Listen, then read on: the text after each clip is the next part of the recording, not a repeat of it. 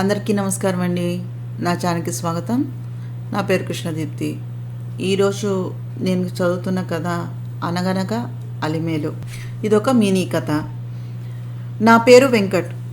ఈరోజు జాబ్లో ప్రమోషన్ వచ్చింది. అందరూ కంగ్రాచులేషన్స్ అంటూ చేతులు ఊపుతూ ఉంటే నాకు మాత్రం భయాన్ని బరువుని కలిగిస్తోంది. అందంగా తెల్లగా మళ్ళీ తిరిగి చూడాలి అనిపించే నాకు ఇదిగో ఈరోజు పోతున్నా అంటూ మా తాత నా మేనమామ కూతుర్ని ఇచ్చి పెళ్లి చేశాడు. అసలు ఆ దరిద్రగొట్టు రోజు తలుచుకుంటేనే అనుకుంటూ గతంలోకి వెళ్ళి 12 ఏళ్ల నన్ను వెతుక్కుంటూ వెళ్తున్న మా అమ్మా నాన్న ఏడివిడు ఎక్కడున్నాడు? ఇల్లంతా వెతుకుతుంటే అటక మీద కనిపించకుండా తెల్లని పంచెలో డ్రమ్ముల వెనకాల నక్కి కూర్చున్న ఆ వీరుడే మన వెంకట్గాడు. అంతసేపు అలా అటక మీద కూర్చోవటం అలవాటు కూడా లేదేమో. అక్కడ చుట్టూ ఉండే డస్ట్కి ఆపుకుని గట్టిగా ఒక్క తుమ్మును తుమ్మాడు వాడు. దొంగ వెధవ ఈ గదిలోనే ఉన్నాడండి, రండి అంటూ నాన్న రఘురామ్ని పిలిచింది నీరజ, అదే మా అమ్మ. అమ్మా నాకు వద్దే, అది బ్రహ్మరాక్షసే. దాన్ని చూస్తేనే నాకు ఒళ్ళుమంట. దాని రంగు, దాని అరుపులు, దాని వేషాలు, దాని ముక్కు అందరూ చూసి నవ్వుతారే. నేను రానే, నన్ను వదిలేయి అంటూ పరిగెడుతున్న నన్ను చేతులు గట్టిగా పట్టుకుని పాలేరు సోమయ్య నన్ను బలవంతంగా తీసుకెళ్ళి పీటల మీద గట్టిగా పట్టుకుని కూర్చోబెట్టారు కదలకుండా. కాసేపటికి నెత్తిన బాసికంతో తెల్లని పరికిని ఎర్రని జాకెట్టు కంటికి కాటుక చెరుపుకుని అందని జుట్టుకి ఎప్పుడు ఊడిపోతుందో తెలియని సవరం పూలజడలాగా కలిపి అది బట్టల్ని మోస్తోందో లేక బట్టలే దాన్ని మోస్తున్నాయో అనేలా ఉన్న బక్క చిక్కిన శరీరంతో బొంగురు గొంతు వేసుకొని గంట ముందు కావాలని కుట్టించి పెట్టించిన ముక్కు పుడకకు ముక్కు ఎర్రబడిపోయి చీవిడి తుడుచుకుంటూ నా చేత జీలకర్ర బెల్లం పెట్టించుకుంది అలివేలు మంగ తాయారు. పెళ్ళికి నా వయస్సు 14 సంవత్సరాలు, దాని వయసు 8. అదొక 3వ తరగతి చదువుతోంది. అష్టవర్షాద్భావేత్ కన్య అని పెళ్లిలో మంత్రం ఉంటుందిగా, అది రాగానే అందరూ ఆనందపడటం, నేను మాత్రం నిద్రలో నా పక్కన జోగుతున్న పెళ్లి కూతుర్ని చూసి ఏడుస్తూ కూర్చోవటం రెండు ఒకేసారి జరిగిపోయాయి. రాత్రంతా జరిగింది పెళ్ళయ్యాక తరువాత రోజు మా తాతయ్యకి సీరియస్ అయింది. అందరం కలిసి హాస్పిటల్కి బయలుదేరిపోయాం. వెంటనే మా నాన్న నన్ను చూసి, నువ్వెక్కడికి రా, నీ పెళ్ళాన్ని తీసుకుని వెళ్ళి మంచమైనా పడుకోబెట్టు, నువ్వు కూడా వెళ్ళి పడుకో, అవసరమైతే ఫోన్ చెయ్యి, చాకలి నీకు తోడుగా ఉంటుంది, హాస్పిటల్కి మేమంతా వెళ్ళొస్తాం, నువ్వు కూర్చో ఇంట్లో, జాగ్రత్త, పిల్లని జాగ్రత్తగా చూసుకో చెప్పి వెళ్ళిపోయాడు హాయిగా. ఇక నాకు నిద్ర పడుతుంది. 10వ తరగతి పరీక్షలు అంటూ పారిపోయి ఇల్లు చేరాను. వచ్చే ముందు అలివేణి దగ్గరికి వెళ్ళి, ఏం చూసి చేసుకోవాలి పెళ్ళి, నిన్ను బాగా చదువుకుని ఉద్యోగం చేసుకో, పెద్దయ్యాక నేను నీ దగ్గరికి చచ్చినా రాను, నాకు నువ్వు కానీ నీ గొంతు కానీ ఏ మాత్రం నచ్చవు, వీలైనంత వరకు ఇక్కడికి రాకుండా ఉండటానికి ప్రయత్నం చేస్తాను, ఇదంతా నేను వెళ్ళాక ఎవరికైనా చెప్పావో చూడు నీకు బడిత పూజే, జాగ్రత్త అన్నాను కోపంగా. పోరా పిరికి సన్నాసి, నువ్వు నన్ను వదిలేసేదేంటి, నేను వదిలేస్తున్నాను, నువ్వు నీ పొగరు ఆ జుట్టు మళ్ళీ ఇక్కడికి వచ్చిన నన్ను కలవాలని చూసినా నీకు అస్సలు బాగోదురోయ్ అంది అలివేణి. ఎంత పొగరే నీకు అంటూ దాని జడను పట్టుకున్నాను. అది నన్ను వెనక్కి తోసింది. ఇక పెద్దవాళ్ళు వచ్చి విడదీసేదాకా ఇద్దరం పడి కొట్టుకుంటూనే ఉన్నాం. కావాలని నేను కూడా గొడవ పెద్దదయ్యేలాగా చేశాను. తాతయ్యకు తగ్గిందని తెలియగానే బయలుదేరి మచిలీపట్నం వచ్చేసాము. అప్పటికి ఆ సమస్య తీరిపోయింది. అది పుష్పవతి అయిందని మరొకటి అని ఏదో విధంగా కలపాలని మమ్మల్ని అమ్మ చాలా తాపత్రయపడుతూ ఉండేది. బాగా చదువుకోవలసిన సంవత్సరాలు అవ్వడంతో నన్ను ఎవరూ ఏమీ చేయలేకపోయారు. దాన్ని తప్పించుకోవాలంటే చదువు ఒక్కటే బ్రహ్మాండమైనటువంటి ఉపయోగం ఉన్న విషయం కాబట్టి బాగా చదువుకోవాలి, అప్పుడు నన్ను ఎవ్వరూ ఏమీ అనలేరు. ఇదే మార్గం అనుకుని కష్టపడ్డాను. ఇదిగో ఇప్పుడు మీ ముందు ఇలా నిలబడ్డాను. ఇంటికి వచ్చి ఉద్యోగం గురించి చెప్పగానే ఇంట్లో పండగ వాతావరణం వచ్చేసింది. అందరికీ మామయ్యకి ఫోన్ చేసి చెప్పేదాకా అమ్మ ఊరుకునేది లేదు. తీరా చెప్పాక ఒకసారి ఇంటికి వచ్చి వెళ్ళరా, నువ్వు వచ్చి అప్పుడే చాలా కాలం అయిపోయిందిగా అన్నాడు మామయ్య. ఇదెక్కడి గోలరా దేవుడా, నా గుడ్డెల్లో రాయి పడింది. కానీ తప్పదు. ఇప్పుడు నా వయస్సు 25, పెళ్ళయి అప్పుడే 11 ఏళ్ళు అయింది. అలివేలు 19 సంవత్సరాలు ఉంటుందేమో. ఎటో వైపు తేల్చేయాలిగా అనుకున్నాను. అలివేలుని ఇంటికి తెచ్చుకోవాలిరా. ఇంకా ఆ పిల్ల కూడా చదువుకుంటోంది. వచ్చే సంవత్సరం దాని డిగ్రీ కూడా అవుతుంది. ఒకసారి ఇప్పుడు వెళ్ళి చూస్తే బాగుంటుంది. నువ్వు వచ్చి కూడా చాలా కాలం అయింది కదరా వెంకీ. పెళ్ళి తర్వాత ఒకసారి 2 సార్లు మొక్కుబడిగా వచ్చావు. ఆ క్లాసు ఈ క్లాసు అంటూ తిరిగి వచ్చేసావు. మగపిల్లలు లేని మావయ్య నిన్ను ఎంత గారంగా చూసుకున్నాడో నీకు తెలియంది కాదుగా. అది పల్లెటూరు. ఆ పిల్ల ఎన్ని ఇబ్బందులు మాటలు పడిందో ఎవరికి తెలుసు. పిల్లని మాత్రం చూడకుండా ఎన్నాళ్ళు ఇలా ఉందామని. అదేం చదువురాని మొద్దు కాదు, ఆడపిల్ల. నీకన్నా బాగా ఆలోచించగలదు. ఇక ఆ పైన నీ ఇష్టం అంటూ వెళ్ళిపోయిందమ్మ. భోజనాలు చేసి కళ్ళు మూసుకున్నాను. కళ్ళ ముందుకు అలివేలు మళ్ళీ ప్రత్యక్షం. ఇది నా పెళ్ళామేంట్రా కర్మ. తల కొట్టుకొని పడుకున్నాను. ఎంత చేసినా నిద్ర రాలేదు. గొడవ జరిగాక అలివేలు నేను ఎదురుపడింది చాలా తక్కువే. దాన్ని ఒక్కదాన్ని వదిలిపెడితే ఆ ఇల్లు మనుషులు ఎంత ఆనందాన్నిస్తాయో అని ఆలోచిస్తూ నిద్రాదేవిని బతిమలాడి నిద్రపోయాడు. ఊరు చాలా మారిపోయింది. ఎత్తు అరుగులు కాస్త రోడ్డుకు సమానం అయిపోయాయి. మట్టి రోడ్లన్నీ సిమెంటు రోడ్లయ్యాయి. పూర్వం ఊరు వెళ్ళే దారి అంతా పొలం ఉంటే ఇప్పుడు సిమెంటు రోడ్డు, ఇళ్ళు, మధ్యలో దుకాణాలు వచ్చేసాయి. సంక్రాంతి పండుగ సమయంలో బయలుదేరాం. ఇంటిని ఎక్కడ చూసినా అక్కడంతా నాకున్న జ్ఞాపకాలే కనిపిస్తున్నాయి. మామయ్య అయితే, రారా అల్లుడు, ఎన్నాళ్ళయింది మీ అమ్మ పుట్టింటికి నీ అత్తింటికి రావడానికి ఇంతకాలం పట్టింది నీకు. ఇంట్లో అందరినీ పలకరించి పెద్ద కళ్ళ నల్లపిల్ల కోసమని చుట్టూ చూశాను. కాసేపు వాళ్లతోటి కబుర్లు చెప్పుకుని బయటకొచ్చి ఇల్లంతా 2-3 సార్లు తిరిగాను. నీ సామానంతా పైన పెట్టాను వెంకి అని మామయ్య మాటను విని ఆ రూమ్లోకి వెళ్ళాను. పందిరి మంచం, పుస్తకాల అలమారు, మా పెళ్లి ఫోటో, ఇప్పటి తన ఫోటో ఉన్నాయి. పెద్ద కళ్ళు, చక్కని ముక్కు, కంటి నిండా అదే కాటుక. తనే ఆ అమ్మాయ అనిపించే ఆ ముఖం. రకరకాల పర్సనాలిటీ డెవలప్మెంట్, ఇంగ్లీషు, సంగీతం పుస్తకాలున్నాయి. ఎలా ఉన్నావత్తా అన్న మాట వినబడి దూరం నుంచి ఆ మాటలు వింటూ నిల్చున్నాను. నేను బాగున్నానే, నువ్వు బాగున్నావా అంటున్న అమ్మ, ఇంతసేపు ఎక్కడికి వెళ్ళావే అంది. నర్సరీ కోసమని ట్రైనింగ్ తీసుకున్నానత్తా. మనకి ఎలాగో పొలాలు ఉన్నాయి కదా, మంచి కాలక్షేపం, అందుకని వెళ్ళి వస్తున్నా. రేపు నా తోటను చూపిస్తాను, నాకు తెలిసి నీకు బాగా నచ్చుతుంది అంటూ వెళ్ళిపోయింది అమ్మాయి. నేను స్నానం చేసి బయటకు వచ్చే సమయానికి తన బట్టల కోసమని గదిలోకి వచ్చి సర్దుకుంటున్న అలిమేలు కనిపించింది.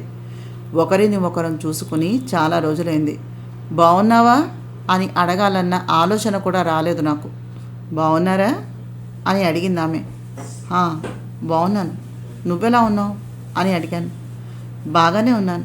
ఆమె కనిపించింది 2 నిమిషాలు. మరో మాటకు అవకాశమే లేకుండా వెళ్ళిపోయింది. గుండె ఆగి కొట్టుకుందేమో అనిపిస్తోంది. ఒకటి అనుకుని వస్తే మరొకటి జరిగింది. ఇప్పుడు ఏం చేయాలో. సంక్రాంతి పండగ అంటే కోనసీమే గుర్తొస్తుంది. ఈ పండుగకి కోనసీమ అంతా కొత్త అందాలను సంతరించుకుంటుంది. ముఖ్యంగా ఈ ఊరిలో ముగ్గుల పోటీలు, హరిదాసులు, గంగిరెద్దులు, ఎడ్ల పందాలు, కోడి పందాలు అందంగా చూడముచ్చటగా ఉంటుంది. చలి వణికించేస్తోంది. బయట సందడికి లేచి కిందకు చూశాను. పొద్దున్నే పెద్ద ముగ్గు వేస్తూ గొబ్బెమ్మలను పెడుతోంది అలివేలు. కొత్తగా ముగ్గులు పెడుతూ పూలు కోసుకుని వచ్చి సెల్ ఫోన్లో ఏవో స్తోత్రాలు వింటూ అమ్మమ్మతోటి ఏదో మాట్లాడుతూ అప్పుడే పూసిన పువ్వులా కొత్తగా కనిపించింది నా కళ్ళకి. 19 ఏళ్ల పడుచుపిల్ల సుకుమారంగా లంగావోణిలో సాంప్రదాయంగా అలంకరించుకుని కనిపించేటప్పటికీ చూస్తూ ఉండిపోయాను. నాన్న దగ్గు విని వెనక్కి తిరిగాను. కిందకి వెళ్ళి మాట్లాడితే ఇంకా బాగా కనిపిస్తుందిరా, పెళ్ళానికి సైట్ కొట్టే వెధవ అని నెత్తి మీద ఒక్కటేసి వెళ్ళిపోయాడు. స్నానం చేసి రెడీ అయి కిందకు వెళ్ళాను. ఎప్పుడూ లేనిది మా అమ్మ కూడా పొద్దున్నే లేచి వాళ్లతో కలిసి స్తోత్రాలు చదవటం మొదలుపెట్టింది. అందరినీ పలకరించి తాత పక్కన కూర్చున్నాను. ఎరా పొద్దున్నే లేచావు అన్నాడు తాతయ్య. వాతావరణం బాగుంది తాతయ్య, కాసేపు అటు ఇటు తిరుగుదామని అన్నాను. జాబ్ ఏదో పెరిగిందని అంటున్నారు, జీతం పెరుగుతుందేమిట్రా అన్నాడు తాతయ్య. అవును తాతయ్య, కష్టపడిన దానికి ఈసారి మంచి ఫలితమే వచ్చింది. అందరం హైదరాబాద్లోనే ఉన్నాం కదా, భోజనానికి ఇబ్బంది లేకుండా బాగానే జరుగుతోంది. నువ్వేంటి పొద్దున్నే మంచులో కూర్చున్నావు అడిగాడు వెంకీ.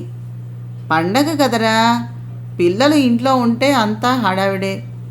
ఇక నువ్వు పెద్దవాడివయ్యాక మీ అమ్మ కూడా రావడం తగ్గించేసింది. ఇంకా నీకు ఉద్యోగం వచ్చాక సరే మీరు ఉన్న 4 రోజులు సరదాగా మీతో గడిపితే ఆనందంగా ఉంటుంది అన్నాడు తాతయ్య. నేను హాల్లో ఉన్నానని వెనక గుమ్మ నుంచి ఇంట్లోకి వెళ్ళిపోయింది అలిమేలు. ఈ అమ్మాయికి అన్నీ బాగానే గుర్తున్నట్టున్నాయి, కొంచెం జాగ్రత్త తీసుకోవాలేమో అనుకున్నాడు. కాసేపు అయ్యాక బయటకు వెళ్దామని తోటకి వెళ్ళాడు. అక్కడ మామయ్య పాత ట్రాక్టర్ని తోటి కుస్తీ పడుతూ కనిపించింది అలిమేలు. ఏదో సాయం చేద్దామని దగ్గరకు వెళ్ళాను. నేను చూడనా ఒకసారి అన్నాను. పక్కన నిల్చుంది. నేను వచ్చింది చూడలేదేమో భయపడింది. ఏమైంది, బాగానే ఉన్నావా అన్నాను కంగారుగా. హా బాగానే ఉన్నాను అంటూ పక్కకు జరిగింది. ట్రాక్టర్ బాగు చేసి బాగా పాతదైపోయింది అలిమేలు, మార్చాలేమో అన్నాను. ఈ ట్రాక్టర్తో నాకు చాలా జ్ఞాపకాలు ముడిపడి ఉన్నాయి. రేపు నీకు భార్యగా వస్తే మీ అమ్మ నాన్న కూడా పాతవాళ్ళు అయిపోతారు, మార్చలేవుగా. ఇది అంతే, నేను దేన్ని మర్చిపోలేదు, అన్నీ గుర్తున్నాయి అని చెప్పి నేను ఇంటికి వెళ్తున్నానండి అని చెప్పి వెళ్ళిపోయింది. నోట్లోంచి మాట రానివ్వకుండా ఒకటే మాటతోటి నోరు మూయించేసింది. గడుసుది. ఏం చేయాలి తెలియని నేను కాసేపు కాలవగట్టు దగ్గర తిరిగి ఇంటికి వెళ్ళేటప్పటికీ ఇంట్లో అమ్మ అరుపులు గట్టిగా వినిపించాయి. ఏమిటో అని కంగారు పడుతూ లోపలికి వెళ్ళాను. ఏమైందమ్మా అంటూ దగ్గరికి వెళ్ళి అడిగాను. పేరంటానికి వెళ్ళానురా, ఈరోజు కనిపించిన ప్రతి ఒక్కళ్ళు నీ కోడలు ఎప్పుడు తీసుకుని వెళ్తున్నావమ్మా అని ఒకటే ప్రశ్న. తల కొట్టేసినట్టుగా అయ్యిందనుకో. అలిమేలేమో నేను చదువుకుంటున్నాను, అయ్యాక చూస్తాం అని చెప్పుకొస్తోంది. ఆ పిల్లను చూసి ఏం మాట్లాడాలో అర్థం కాలేదురా. నీకు నేను మొన్న చెప్పాను, చూసావా ఇక్కడ ఎలా ఉంటుందో. ఇప్పటికైనా నీకు అర్థమైనట్లయితే భగవంతుడు నా మీద దయ చూపించినట్లే అంది అమ్మ. ఎంత గొడవ జరుగుతున్నా చలించకుండా తనది కాని విషయం ఏదో జరిగిపోతున్నట్టుగా అక్కడి నుంచి సైలెంట్గా వెళ్ళిపోయింది అలిమేలు. వెళుతున్న అలిమేలుని పట్టుకుని ఆపింది అమ్మ. ఎక్కడికి వెళ్తున్నావే, నీ గురించే మాట్లాడుతున్నాను. వాడిని గట్టిగా నిలదీసి అడగవే, ఎప్పుడు తీసుకెళ్తావు బావా అని గట్టిగా అరిచింది. నేనేదో అనే లోపల ఎందుకు అడగాలత్తయ్య, నీ పెళ్ళి నీకు 20 ఏళ్ళు వచ్చాక అమ్మ కూడా 19 సంవత్సరాలకి వచ్చినప్పుడు పెళ్లి చేసుకుంది. నాయనమ్మకి 10 సంవత్సరాలకు పెళ్ళయింది. నాకు మాత్రం 8వ సంవత్సరంలో కంగారు పడిపోయి చేసేశారు. ఎందుకని? నిన్ను నాన్నను తాతని కానీ నేను అడగగలిగానా? అతని మాత్రం ఎందుకు అడగాలి? నాన్న మామయ్య మిమ్మల్ని కోరి పెళ్లి చేసుకున్నారు. బావ మాత్రం వద్దు అని ఏడుస్తూ నా మెడలో తాళి కట్టాడు. ఆ రోజు ఎవరూ అతని మాట వినలేదు. ఇప్పుడు ఎవరిని నిలదీయాలని తాపత్రయపడుతున్నారు? నిజం చెప్పాలంటే ఆ పెళ్ళి అసలు చెల్లదు. నిరభ్యంతరంగా బావ మరొక పెళ్లి చేసుకోవచ్చు, ఎవ్వరూ అడ్డురారు అని చెప్పి తన గదిలోకి వెళ్ళి తలుపు వేసుకుందామే. విన్నవారం విన్నట్టుగా ఉండిపోయాం. నోట్లో నుండి మాట రాక తల ఎత్తుకోలేక వంచుకొని నా గదిలోనికి వచ్చి పడ్డాను. ఈ పిల్ల అన్నిటికీ తయారై ఉంది. ఎటువైపు నుంచి మొదలు పెట్టాలో తెలియలేదు. పొద్దున్నే లేచి ముగ్గు పెడుతున్న అలవేలు దగ్గరికి వెళ్ళి నిలబడ్డాను. ఏం కావాలి అని అడిగింది. అమ్మకి అమ్మమ్మకి చీర తీసుకోవాలి. నాకు శాలరీ ఇంక్రిమెంట్ వచ్చింది కదా, నాకు చీరల గురించి ఏమీ తెలియదు. సస్పెన్స్గా ఉంటే బాగుంటుంది. కొంచెం షాపింగ్కి తోడు వస్తావా? అలాగే, 10 గంటలకి బయలుదేద్దాం అని అంది. థ్యాంక్స్ అన్నాను. ఇంటికి వచ్చాక చెప్పు అంటూ వెళ్ళిపోయింది. ఇద్దరం కలిసి బయలుదేరి షాప్లో చీరలు తీసి ఒక సిల్క్ చీర, 3 పట్టు చీరలు తీసుకున్నాం. ఐస్ క్రీమ్ పార్లర్కి వెళ్ళి ఐస్ క్రీమ్ తిని ఇంటికి వచ్చాం. అమ్మకు, అత్తకు, అమ్మమ్మకు చీరలు ఇచ్చి నమస్కారం చేశాను. మామయ్యకు, నాన్నకు, తాతకు బట్టలు తీసుకున్నాను.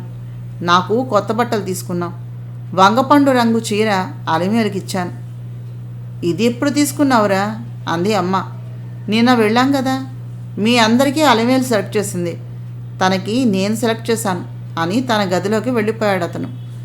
అందరూ తన వైపే ఆశ్చర్యంగా చూస్తూ ఉంటే అక్కడ ఉండలేక పారిపోయింది అలిమేలు. తెల్లవారితే భోగి పండుగకి కొత్త చీర కట్టుకుని భోగి మంటలు వేస్తూ కనిపించింది. అందమైన అమ్మాయి చీర కడితే జుట్టు వదులుగా జడ వేసుకుని చిన్నగా తలెత్తి నా వైపు చూసి చిన్న నవ్వు నవ్వి తల వంచుకుంది. అది తనేనా? నన్ను చూసే నవ్విందా అనుకుంటూ భోగి మంటలు వేసేటప్పుడు నేను కూడా వాళ్ళ మధ్యలోకి వెళ్ళి పాల్గొన్నాను. దీని మూడేదో బాగున్నట్టుగా ఉంది. ఇది మంచి టైం, ఎలాగైనా మావయ్యతో మాట్లాడాలి అనుకున్నాడు వెంకటేశ్వర్లు. అలమేలు జడ వేసుకుంటూ ఉంటే అమ్మ దగ్గరకు వెళ్ళి నేను వేస్తాను రా అమ్మ అని పిలిచి జుట్టు చిక్కుని తీస్తోంది. నాన్న మామయ్య ఇద్దరు ఏదో పిచ్చాపాటి మాట్లాడుకుంటూ ఉన్నారు. కావాలని వెళ్ళి అలమేలు పక్కన కూర్చున్నాను. ఒక్కసారిగా ఏమంటుందో అని భయం వేసినా మొండిగా అలాగే పక్కనే కూర్చున్నాను. మామయ్య అంటూ గట్టిగా పిలిచాడు అతను. ఏంట్రా అంత గట్టిగా పిలిచావు అన్నాడు మామయ్య. మరి మన సంగతి పట్టించుకోకుండా మీరు ఏవేవేవో మాట్లాడేసుకుంటే మరి అరవక ఏం చేయమంటారు అని అడిగాడు. నీకు ఇష్టం లేదు, దానికి ఇష్టం లేదు, మిమ్మల్ని ఇబ్బంది పెట్టడం మాకు ఇష్టం లేదు. పెళ్ళి అయితే చేయగలరు కానీ కాపురం ఎవరు చేయించగలరు? పైగా ఇద్దరూ మీ నిర్ణయాలను మీరు తీసుకోగలరు. ఇక మేము చెప్పేదేముంటుంది అన్నాడు ఆయన. ఎందుకు చెప్పలేవు? ఏరా నీ పెళ్ళాన్ని ఎప్పుడు తీసుకెళ్తున్నావు అని అడగచ్చు. ముహూర్తం పెట్టిస్తారా అని మా నాన్నని అడగచ్చు. నీ మెడలో తాళి ఇంకా ఎందుకు ఉంచుకున్నావమ్మా అని మీ అమ్మాయిని కూడా అడగచ్చు అని అడిగాడు అతను. అదేమిట్రా ఇంతలో ఏమైంది? ఇష్టం లేదు అనే కదా, జరిగిందేదో వదిలేసాం, మళ్ళీ కొత్తగా ఎందుకు మాట్లాడుతున్నావు? మావయ్య ఎప్పుడో వచ్చాను, చిన్నప్పుడు ఏదో జరిగిపోయింది, జరిగిన వాటిని మార్చలేనుగా, కానీ జరగాల్సిన వాటిని చక్కగా జరగాలని మాత్రం చూడగలను అంటూ ఉండగా పక్కన ఉన్న అలమేలు లేచి వెళ్ళిపోదామని కదలబోయింది. ఈ సంగతి తేలాక నేను కూడా బయలుదేరతాను, కాసేపు ఇలా కూర్చో అంటూ తన పక్కకు లాక్కున్నాడు ఆమెను. పైకి లేవబోయిన అలమేలు వెంకీ ఒక్కసారి లాగగానే అతని మీద పడబోయి తప్పుకోబోయి వెంకీ ఒళ్ళో పడిపోయింది. వెంటనే వెంకీ అలమేలుని పట్టుకుని ఇది కూడా బాగానే ఉంది, కాసేపు అలాగే కూర్చో అంటూ పట్టుకున్నాడు. అది చూసిన అందరూ నవ్వు వస్తూ ఉంటే తమాయించుకుని ఆపుకుంటూ ఒకరిని ఒకరు చూసుకుంటూ ఉంటే అతని మీద చాలా కోపాన్ని దాచుకున్న అలమేలు ఉడుక్కుంటూ అతన్ని కొట్టి కొట్టి అక్కడి నుంచి పారిపోయింది. వెళ్ళిపోతున్న అలమేల్ని, ఓయ్ మంగి, ఏం చేస్తున్నావు? ఎక్కడికి వెళ్తున్నావు? ఇలా రమ్మంటే అంటూ అరుస్తూ పిలిచాడు. పక్కన ఉన్న కొడుకుని చూసి అంతలాగా అది కొడుతూ ఉంటే నవ్వుతావేంట్రా సన్నాసి అంటూ తల్లి మొట్టింది కొడుకుని. అబ్బా ఏంటమ్మా నువ్వు కూడా, అది కాకపోతే ఇంకెవరు కొడతారే, ఇక అది కొట్టినా తిట్టినా అది నేను ఒక జట్టు అంటూ తన గదిలోకి వెళ్ళిపోయాడు. అమ్మయ్య అన్నయ్య, వాడి బుర్ర మారక ముందే త్వరగా ముహూర్తాలు ఏవో పెట్టించేసి వెళ్ళేటప్పుడు ప్రశాంతంగా వెళ్తానురా బాబు అంటూ హడావిడి చేసింది ఆవిడ. ఈరోజు రేపు పోలేరమ్మ జాతర. జాతర అవ్వగానే పనులను చూద్దామమ్మా, కంగారు పడకండి అలమేలు తండ్రి అన్నాడు. అమ్మా, నేను అలమేలు బయటకు వెళ్ళి వస్తాం, కాసేపు తనతో మాట్లాడాలి. మావయ్య, మీ అమ్మాయిని తీసుకెళ్తున్నానే అన్నాడు వెంకీ. అలాగే వెంకీ, తీసుకెళ్ళు అని అలమేలుని పంపించారు. వాళ్ళు కొట్టుకుని విడిపోయిన అదే చోట కూర్చుని మంగా అని పిలిచాడు చిన్నగా. అని పలికింది అలమేలు. నీతో అలా మాట్లాడడం తప్పే, కానీ ఈరోజు నా తప్పు నేను తెలుసుకున్నా. ప్రతి భర్త పెళ్ళాం గౌరవించాలి అని కోరుకుంటాడు, కానీ గౌరవించేలా తను ఉండాలి అని మాత్రం ఆలోచించడు. నిన్ను నేను అన్న మాటల్ని మర్చిపో అంటూ ఆమె చెయ్యి పట్టుకున్నాడు. ఆ స్పర్శకి, ఊహించని ఆ పరిణామానికి తడబడింది అలమేలు. ఏంటి ఆ వణుకు? ఎందుకు వణుకుతున్నావు అంటూ కౌగిలించుకున్నాడు. నల్లపిల్లతోటి పనులేంటి బావా అంటూ దూరంగా జరిగింది ఆమె. ఈ నల్లపిల్ల పక్కన లేకపోతే ఇక ఈ బావ ఉండలేడు అలమేలు. మావయ్య నిన్ను పంపించాలే కానీ ఏమాత్రమూ ఆలస్యం చేయకుండా పట్టుకెళ్ళిపోతాను అంటూ బుగ్గపై ముద్దు పెట్టుకున్నాడు. నా పేరేమో ఓల్డ్ ఫ్యాషన్, నా కట్టు బొట్టు కూడా అదే. ఏం నచ్చిందని నన్ను చేసుకుంటున్నావు?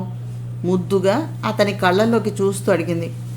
అబ్బా, ఇంకా ఆడుకోవద్దే అలా అంటూ తల ఉంచుకున్నాడు. ఓయ్ బావా, నువ్వు సిగ్గుపడుతున్నావా? గట్టిగా నవ్వుతూ అడిగింది అలమేలు. ఏం చేయమంటావు? నువ్వు సిగ్గుపడలేదు కదా, పోనీలే అని నేనే సిగ్గుపడుతున్నా. కాకపోతే నువ్వు సిగ్గుపడినట్లయితే ఇంకా బాగుంటుంది నవ్వుతూ అన్నాడు అతను. సరే అయితే నేను జాతరకు వెళ్తున్నా, నీకు ఇప్పుడు ఏమైనా పని ఉందా అడిగిందామె. ఏమీ లేదు, పద నేను వస్తా అంటూ ఇద్దరు జాతరకు చేరారు. ఏంటి వీళ్ళంతా మన ఊరి జనాలేనా? ఇందుకేనా మా అమ్మ ప్రతి సంవత్సరం జాతరకంటూ ఇక్కడికి వచ్చేస్తూ ఉంటుంది? అందుకే మరి. అయినా అత్తయ్య మావయ్య ఈ జాతరలోనే కలిశారట, వాళ్ళకి ఆ టైం గుర్తొస్తుందేమో. అయితే పద మనం కూడా తిరిగొద్దాం జాతర అంతా అన్నాడు వెంకట్ నవ్వుతూ. అతని వెనుక నడిచింది అలమేలు. రద్దీగా ఉన్న జాతరలో తప్పిపోయిన పిల్లాడిలా తిరిగి తిరిగి అమ్మవారి దర్శనం చేసుకుని జీవితాంతం కలిసి ఉండే భాగ్యాన్ని ఇవ్వమని ప్రార్థించాడు వెంకీ. అలసిపోయి ఇంటికి వచ్చిన వారిని చూసి, అయితే పెళ్ళికి ముహూర్తాలు పెట్టిస్తున్నానురా అన్నారు మావయ్య. నీ ఇష్టం మావయ్య, నువ్వెలా అంటే అలాగా అన్నాడు వెంకట్. అయినా ఇంకా సంవత్సరం చదువుందిగా మావయ్య, ఇబ్బంది పడుతుందేమో చూడండి అంటూ ఉండగా, నాకైతే ఇష్టం లేదు నాన్న. నా పెళ్ళి అయ్యాక నా వైపు చూడాలని కూడా బావ అనుకోలేదు. ఈ పల్లెటూళ్ళల్లో పెళ్ళైన తర్వాత మామూలుగా అబ్బాయి రాకపోతేనే ఆరా తీసి చంపేస్తూ ఉంటారు కదా జనాలు. సహజంగా ఆలోచించిన నా ఇబ్బంది కాస్త అర్థమై ఉండేది. కనీసం ఒక్కసారి మీ ఊరు వచ్చి చూసి ఉన్నట్లయితే తెలిసి ఉండేది. సావిత్రి, వాణేశ్రీ, ఇప్పుడు అనుష్క అందరూ నల్లగానే ఉన్నారు కదా. ఆ రోజు ఆయనకి నేను నచ్చలేదు కాబట్టి వదిలి వెళ్ళిపోయాడు. ఈరోజు నచ్చానని చేసుకుంటున్నాడు. రేపు మళ్ళీ నేను నచ్చకపోతే నా వల్ల కాదు నాన్న. తప్పైతే క్షమించు. నన్నుగా ఇష్టపడేవాడు నాకు కావాలి, అంతే తప్ప ఇలాగ కాదు నాన్న, వద్దు. కోపంగా తన గదిలోకి వెళ్ళిపోయిందామె. అందరూ మౌనంగా ఉండిపోయారు. నేను ఇప్పుడే మాట్లాడి వస్తాను అంటూ అలమేలు గదిలోనికి వెళ్ళి, ఏంటి ఈ మాటలు అలమేలు అని అడిగాడు. నిజమే కదా బావా, తప్పు ఏం మాట్లాడాను? తప్పే అనుకున్నా మరీ అలా వచ్చేస్తావా? సరే అయితే నీకు పెళ్లి కొడుకుని చూసి వెళ్తాను, కనీసం మావయ్య అయినా ఆనందపడతాడు కదా అంటూ పక్కన కూర్చున్నాడు. నాకు నువ్వేమీ చూడనక్కర్లేదు, నువ్వు వెళ్ళి చక్కగా పెళ్లి చేసుకో అంటూ లేవబోయిన అలమేలు చెయ్యి పట్టుకుని మీదకు లాక్కున్నాడు. బావా వదులు, నాకిష్టం లేదు అంటూ కోపంగా మొహం పెట్టబోయింది. ఇంకోసారి మూతి అలా పెట్టావనుకో ముందు కొరికి తర్వాత మాట్లాడతాను అంటూ ఒళ్ళో కూర్చోబెట్టుకున్నాడు.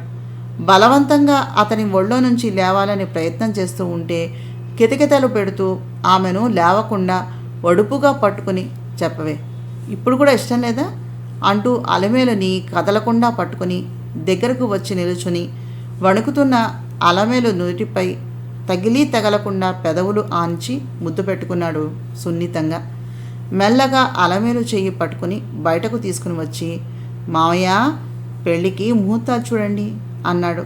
తన వైపే ఆశ్చర్యంగా అందరూ చూస్తూ ఉంటే సిగ్గుగా వెంకట్ వెనుక దాగిపోయింది మన వెంకీ అలమేలు మంగ తాయారు. కథ ఇంతటితో పూర్తయిందండి. మీ అభిప్రాయాల్ని తప్పకుండా తెలియజేయండి. అలాగే నా ఛానల్ను సబ్స్క్రైబ్ చేసి, షేర్ చేసి, లైక్ చేసి, కామెంట్ చేయండి. నమస్తే.